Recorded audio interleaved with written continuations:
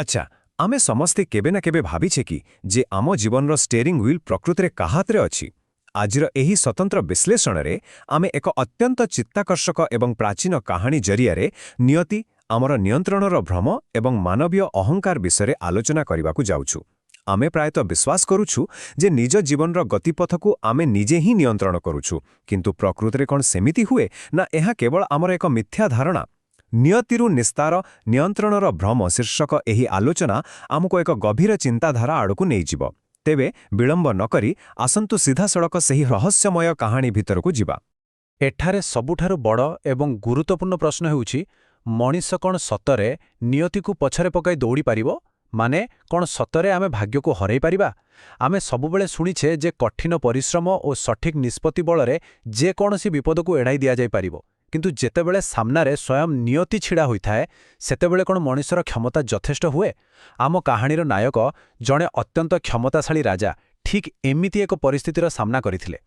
ଆଉ ଏହି ରହସ୍ୟର ଆରମ୍ଭ ହେଲା ଗୋଟିଏ ରାତିରେ। ଏକ ଅସ୍ୱାସ୍ତିକର ସ୍ୱପ୍ନ।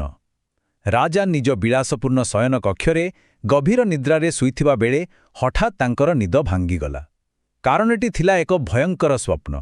ସେ ଦେଖିଲେ ଯେ ସେ ଏକ ସୁନ୍ଦର କିନ୍ତୁ ଅତ୍ୟନ୍ତ ରହସ୍ୟମୟ ବଗିଚାରେ ଛିଡ଼ା ହୋଇଅଛନ୍ତି।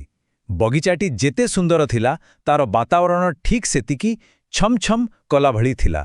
ଏମିତି ଏକ ଅଜଣା ଭୟ, ଯେମିତି କିଛି ବହୁତ ଖରାପ ଘଟିବାକୁ ଯାଉଛି। କିନ୍ତୁ ଆସନ୍ତୁ ଦେଖିବା ସେହି ବଗିଚାରେ ପ୍ରକୃତରେ କ'ଣ ହେଲା। ଠିକ୍ ସେହି ସମୟରେ ରାଜାଙ୍କ ପଛରେ ଆସି ଠିଆ ହେଲା ଏକ ଛାୟାମୂର୍ତ୍ତି। କୌଣସି ମୁହଁ ନାହିଁ, କେବଳ ଏକ ଅନ୍ଧକାରମୟ ଆକୃତି।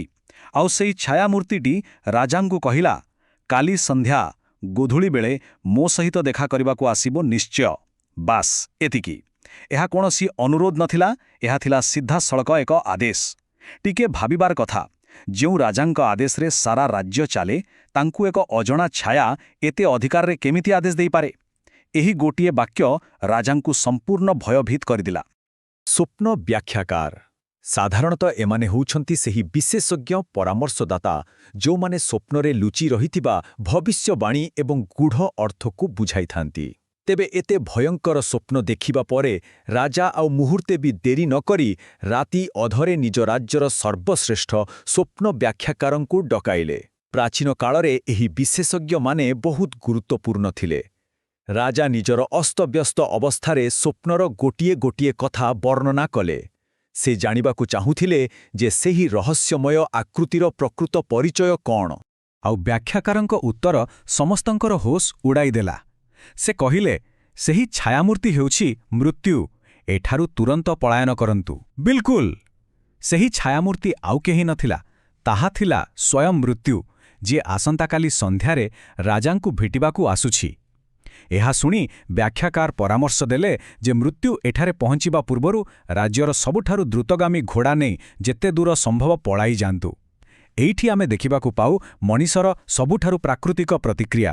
ଯେତେବେଳେ ଭୟ ଆସେ, ଆମେ ସେଥିରୁ ଦୂରକୁ ଲୁଚି ପଳାଇବାକୁ ଚେଷ୍ଟା କରୁ।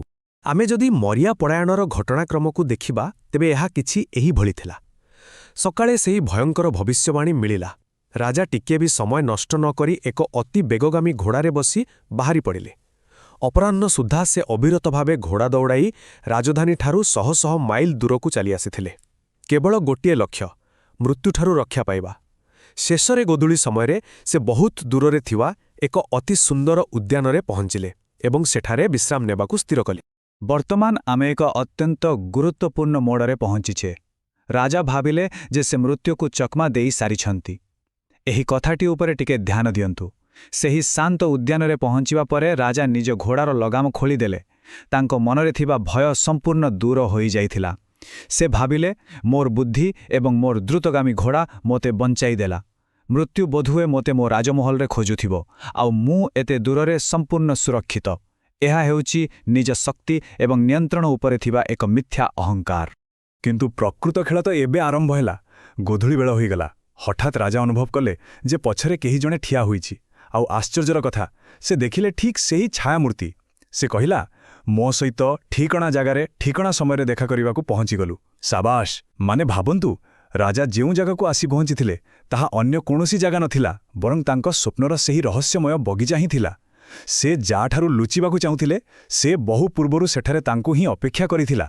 ଯଦି ଆମେ ରାଜାଙ୍କ ଯାତ୍ରାର ବିଶ୍ଳେଷଣ କରିବା ତେବେ ଦୁଇଟି ପରସ୍ପର ବିରୋଧୀ ଦିଗ ଦେଖିବାକୁ ପାଇବା। ଗୋଟିଏ ପାର୍ଶ୍ୱରେ ଥିଲା ତାଙ୍କର ଉଦ୍ଦେଶ୍ୟ ମୃତ୍ୟୁଠାରୁ ଯେତେ ପାରିବେ ସେତେ ଦୂରକୁ ପଳାଇଯିବା। ସେ ଭାବୁଥିଲେ ସେ ନିରାପଦ ଦିଗରେ ଯାଉଛନ୍ତି, କିନ୍ତୁ ଅନ୍ୟ ପାର୍ଶ୍ୱରେ ଥିଲା ନିଷ୍ଠୁର ବାସ୍ତବତା। ପ୍ରକୃତରେ ସେ ନିଜ ନିୟତିଠାରୁ ଦୂରକୁ ନୁହେଁ, ବରଂ ସିଧା ନିଜ ନିୟତି ଆଡ଼କୁ ହିଁ ଅତି ବେଗରେ ଦୌଡ଼ୁଥିଲେ। ଏହି ଘଟଣାଟି ପ୍ରମାଣ କରୁଛି ଯେ ତାଙ୍କର ସେହି ପଳାୟନ ହିଁ ତାଙ୍କୁ ସଠିକ୍ ସମୟରେ ମୃତ୍ୟୁ ନିକଟରେ ପହଞ୍ଚାଇବାର ଏକ ମାଧ୍ୟମ ମାତ୍ର ଥିଲା। ତେବେ ଏହି କାହାଣୀଟି କେବଳ ଗୋଟିଏ ରୋମାଞ୍ଚକର ଗଳ୍ପ ନୁହେଁ। ବର୍ତ୍ତମାନ ଆମେ ନିୟତି ସମ୍ପର୍କରେ ଜୀବନର ଶିକ୍ଷା ଉପରେ ଆଲୋଚନା କରିବା। ଆମ ଜୀବନ ପାଇଁ ଏଥିରେ ବହୁତ ଗଭୀର ନୈତିକ ଶିକ୍ଷା ଲୁଚି ରହିଛି। ଆମ ଜୀବନରେ ଏମିତି ଅନେକ ସମୟ ଆସେ ଯେତେବେଳେ ଆମେ ଭାବୁ ଯେ ଆମେ ଆମ ପରିସ୍ଥିତିକୁ ସମ୍ପୂର୍ଣ୍ଣ ରୂପେ ନିୟନ୍ତ୍ରଣ କରୁଛୁ। ଆମର ଯୋଜନା ହିଁ ସର୍ବଶ୍ରେଷ୍ଠ, କିନ୍ତୁ ବାସ୍ତବରେ ଗୋଟିଏ ଅଦୃଶ୍ୟ ଶକ୍ତି ଯେମିତି ପୂରା ଖେଳକୁ ପରିଚାଳନା କରୁଥାଏ। ଆସନ୍ତୁ ସେହି ଶିକ୍ଷାଗୁଡ଼ିକୁ ଆହୁରି ଟିକେ ସ୍ପଷ୍ଟ ଭାବରେ ବୁଝିବା। ଏଠାରେ ମୁଖ୍ୟ ନୈତିକ ମୂଲ୍ୟବୋଧଗୁଡ଼ିକ ହେଉଛି, ପ୍ରଥମେ, ନିୟନ୍ତ୍ରଣର ମିଥ୍ୟା ଅହଙ୍କାର। ଆମେ ପ୍ରାୟତଃ ଭାବିନେଉ ଯେ ଆମର ଅର୍ଥ, ବଳ ଏବଂ କ୍ଷମତା ଆମକୁ ଯେକୌଣସି ବିପଦରୁ ବଞ୍ଚାଇ ପାରିବ, ଠିକ୍ ସେହି ରାଜାଙ୍କ ଭଳି, କିନ୍ତୁ ଏହା ସମ୍ପୂର୍ଣ୍ଣ ଭୁଲ। ଦ୍ୱିତୀୟରେ, ନିୟତିର ଅନିବାର୍ଯ୍ୟତା। ଯାହା ଘଟିବାର ଅଛି ତାହା ନିଶ୍ଚିତ ରୂପେ ଘଟିବ, ତାକୁ କେହି ରୋକିପାରିବେ ନାହିଁ। ଏବଂ ତୃତୀୟରେ, ନିୟତିକୁ ପଛରେ ପକାଇବାର ବୃଥା ଚେଷ୍ଟା। ମାନବୀୟ ଅହଙ୍କାର ଯେତେ ବଡ଼ ହେଲେ ବି ମହାକାଳ ବା ନିୟତି ସାମ୍ନାରେ ତାହା କିଛି ବି ନୁହେଁ। ଆମର ଚେଷ୍ଟା ହିଁ କେବେ କେବେ ଆମକୁ ଆମର ଶେଷ ପରିଣତି ନିକଟକୁ ଟାଣି ନେଇଯାଏ। ଏବେ ଏହି ସମ୍ପୂର୍ଣ୍ଣ ବିଶ୍ଳେଷଣର ଶେଷରେ ଆମ ମନରେ ଗୋଟିଏ ବହୁତ ଶକ୍ତିଶାଳୀ ପ୍ରଶ୍ନ ଉଠୁଛି। ଆମେ ଯେଉଁ ଜିନିଷଠାରୁ ଦୂରେଇ ଯିବାକୁ ଚେଷ୍ଟା କରୁଛୁ, କେତେଥର ଆମେ ତାହା ଆଡ଼କୁ ହିଁ ଦୌଡ଼ିଥାଉ? ଏହା ଏମିତି ଏକ ପ୍ରଶ୍ନ ଯାହା ଆମ ସମସ୍ତଙ୍କ ନିଜ ଜୀବନର ନିଷ୍ପତ୍ତିଗୁଡ଼ିକ ଉପରେ ପୁନର୍ବିଚାର କରିବାକୁ ବାଧ୍ୟ କରିବ। କେବେ କେବେ ଦୁଃଖ କିମ୍ବା ବିଫଳତାଠାରୁ ଲୁଚିବା ପାଇଁ ଆମେ ନେଉଥିବା ପଦକ୍ଷେପ ହିଁ ଆମକୁ ସେହି ସମାନ ସ୍ଥିତିରେ ଆଣି ପକାଇଦିଏ। ଏହି ଆଲୋଚନାରୁ ଗୋଟିଏ କଥା ସ୍ପଷ୍ଟ ଯେ ସବୁକିଛି ନିଜ ଅକ୍ତିଆରରେ ରଖିବାକୁ ବୃଥା ଚେଷ୍ଟା କରିବା ଅପେକ୍ଷା ଜୀବନର ପ୍ରବାହକୁ ଗ୍ରହଣ କରିବା ହେଉଛି ପ୍ରକୃତ ଜ୍ଞାନ। ଟିକେ ନିଶ୍ଚୟ ଭାବିବେ ଏହି ବିଷୟରେ।